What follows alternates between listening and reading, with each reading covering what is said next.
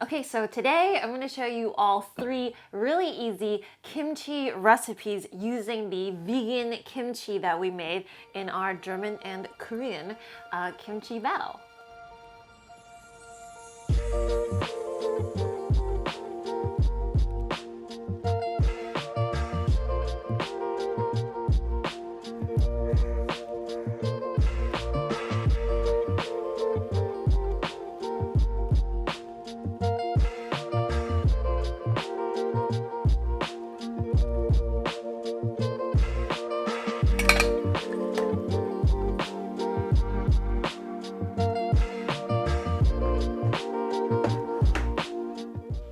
Oh, to voiceover or not voiceover. So with kimchi pancakes, you just have to think of it as a pancake batter that you stick some kimchi, maybe like kimchi juice and different vegetables into. That's really all that there is. And a great tip that I have is to just cut your kimchi with kitchen scissors in a bowl, because that way the red, it doesn't stain everywhere, the juices don't get everywhere, and it's much easier to do. For these kimchi pancakes, I actually opted to add, I always do, a little bit of chickpea flour.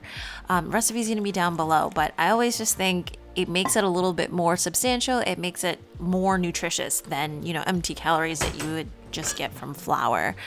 If you're gonna eat it, why not have it be, substantial? So just mixing all of that together with a bit of water, kimchi juice, and then we're gonna pan fry it on both sides until it gets crispy and, Bob's your uncle. I think that's what they say here.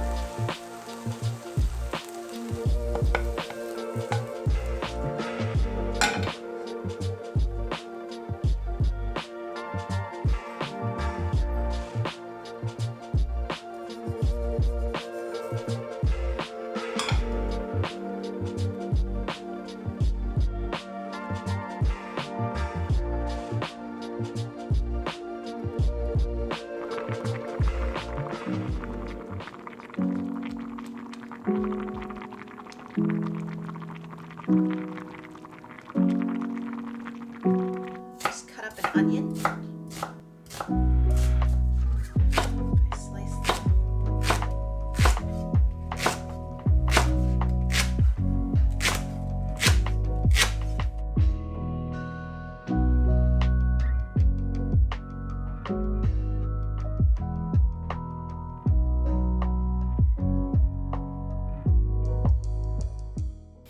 I know we just talked about not cutting kimchi like this, but I think I made this recipe a little whiles back, so completely out of order. Basics of your kimchi jjigae is really like tofu, onions, leeks, like a bit of pork, actually. So we're using tempeh here, but you can choose to use seitan. You can just leave it out, as you wish. And we're just going to marinate it in some mirin and some black pepper. But the flavor of the soup is actually so strong that you might not need to if you don't want to, but we're gonna go ahead and do that here. I also don't think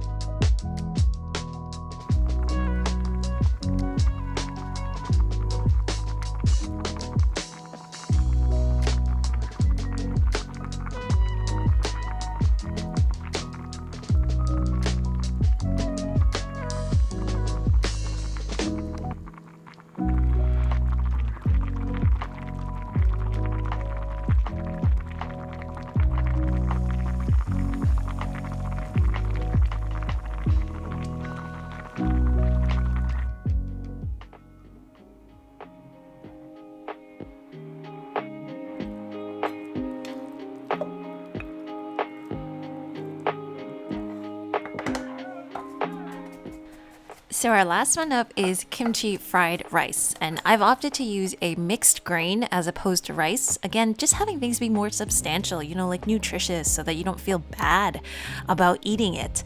Not to mention it's super nutty as well. So this is one that I kind of do quite often.